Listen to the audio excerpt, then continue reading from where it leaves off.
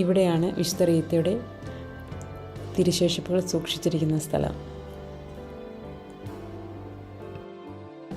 വിശുദ്ധ റീത്തയുടെ പാതുകാവൽ തിരുനാൾ ജനുവരിയിലെ 2ാമത്തെ ഞായറാഴ്ചയാണ് ഈ പള്ളിയിൽ ആഘോഷിക്കാറുള്ളത്. അതും എല്ലാ മതത്തിൽപ്പെട്ട ആൾക്കാരും ഒരുമിച്ച് ചേർന്നിട്ടാണ് ആ തിരുനാൾ ഏറ്റെടുത്ത് നടത്തുന്നത്. കേരളത്തിലുള്ള മറ്റു പള്ളികളിൽ കാണാത്ത ചില പ്രത്യേകതകളൊക്കെ നമുക്ക് ഈ പള്ളിയിൽ കാണാൻ സാധിക്കും. അതായത് 1000 പേർക്ക് ഒരേ സമയം ഇരുന്ന് കുർബാന കാണുവാനായിട്ടുള്ള ഒരു സൗകര്യം ഈ ദേവാലയത്തിൽ ഒരുക്കിയിട്ടുണ്ട്. ബെഞ്ചുകളൊക്കെ വളരെ വലിയ ബെഞ്ചുകളാണ്. അതായത് ഒരു ബെഞ്ചിൽ 10 പേർക്ക് ഇരിക്കാനുള്ള സൗകര്യം ഉണ്ട്. അത്തരത്തിലുള്ള ബെഞ്ചുകളാണ് ചെയ്തിട്ടിരിക്കുന്നത്. ഏറ്റവും നമ്മൾ എടുത്തു പറയേണ്ടുന്നത് ഈ ദേവാലയത്തിൻ്റെ അൾത്താരയാണ്. അത്രമാത്രം ആകർഷണീയമായിട്ടുള്ള ബ്യൂട്ടിഫുൾ ആയിട്ടുള്ള അൾത്താരയാണ്.